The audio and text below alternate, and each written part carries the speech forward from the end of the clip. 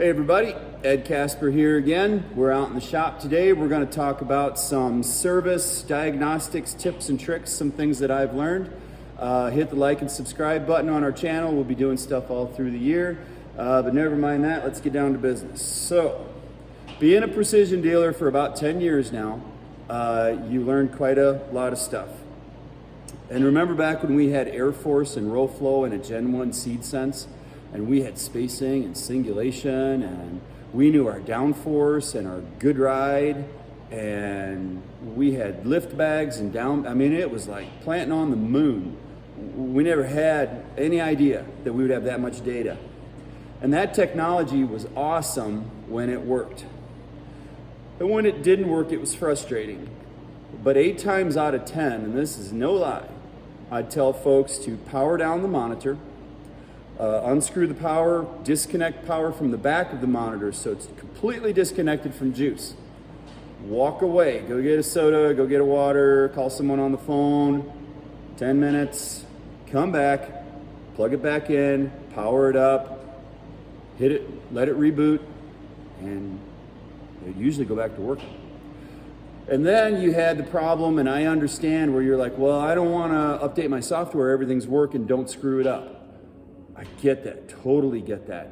But then if something does go wrong and you call down to the tech guys, which by the way, Precision Plantings tech support is the best, because I've dealt with other brands in this industry, blue ones, and you call them for tech support, they might call you back 10 hours later.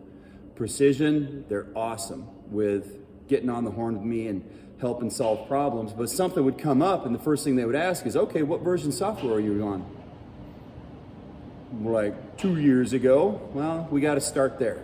So I understood the yin and the yang of that, but that used to take care of a whole bunch of problems. Well, now we're into Gen 2, Gen 3 monitors, V-Drive, Delta Force, Speed Tube, yada, yada, yada, yada, yada, everything under the sun, and SRMs and backbones and PDMs, whole new ballgame.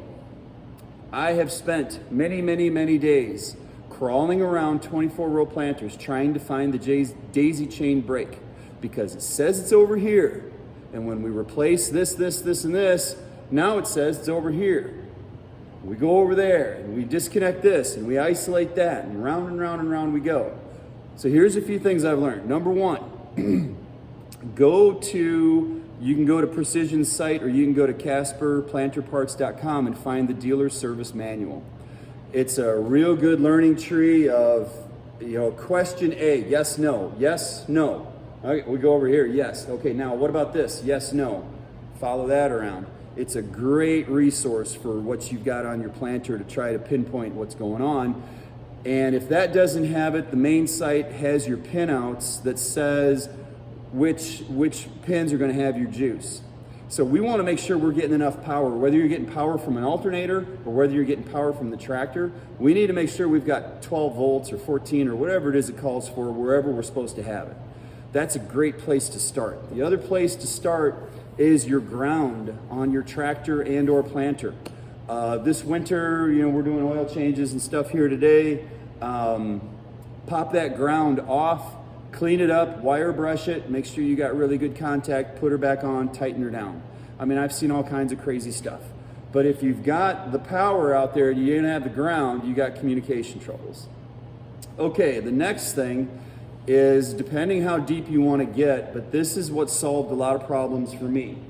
This product is called Corrosion X HD, and I love this stuff. I get it from my buddy Heath at crushandag.com. You can get it lots of places.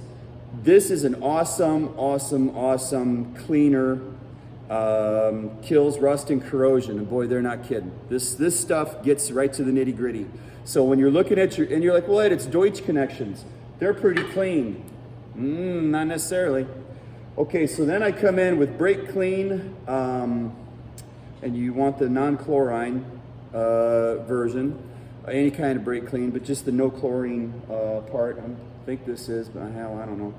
So I'll use this Corrosion X, spray the heck out of something, brake clean, flush it out, more of this, flush it out, more of this, flush it out. Okay, give it a minute or two to get good and dry, and then I'll either spray on some dielectric grease. A lot of times I'd rather use the actual grease itself rather than the spray, but you understand what I'm getting at. This last 2 years, these products have fixed a ton of issues and just got us back to that good contact. Now, here's my theory on some of this. I deal with semis on the road. I've got a brother-in-law who's been a heavy equipment mechanic for 30 years, all the farm stuff.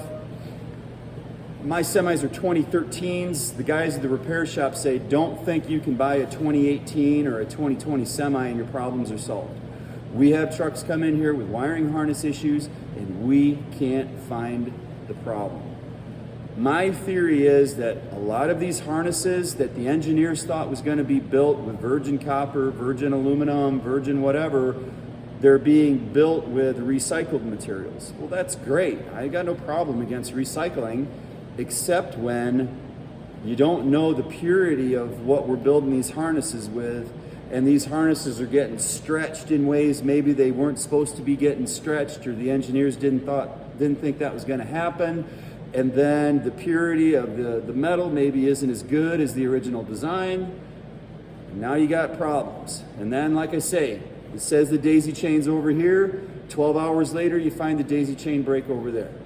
And when you're not getting paid because a customer spends a boatload of money on a system and it should work, but it doesn't, and I've got to find the fix, you get a little bit testy about that. So you try to find solutions. Well, the number one best solution that I have found, especially in dry springs, is the cleaner, the brake clean, and the dielectric grease. And if you've got your planter in this winter, and you should, don't forget about your electrical connections. Check them out, make sure they're clean and 100% contact. And this can be used, this Corrosion X, I use it on the semis too. Obviously your 7-point, your trailer hookup for lights and that kind of stuff, it's outstanding for that. And your block heater, use that on your block heater cord, because if your block heater cord is corroded and you plug that extension cord in and it's not getting full contact, it'll arc. When it starts to arc, it gets hot. When it's hot, it melts down that end of the extension cord, and then it breaks off that pin on that plug because of the heat and the corrosion and the mess. Don't ask me how I know that, just trust me, I know that. So then you got to put a new block heater cord on there. So keep your electrical connections on your planter clean, keep them sealed, dielectric grease, brake cleaner, and this Corrosion X, or whatever your favorite cocktail is. So that's just a little handy tip. Hopefully that'll save you guys a ton of time. As always, call me with questions or call me with ideas, 309-208-0117. Thanks.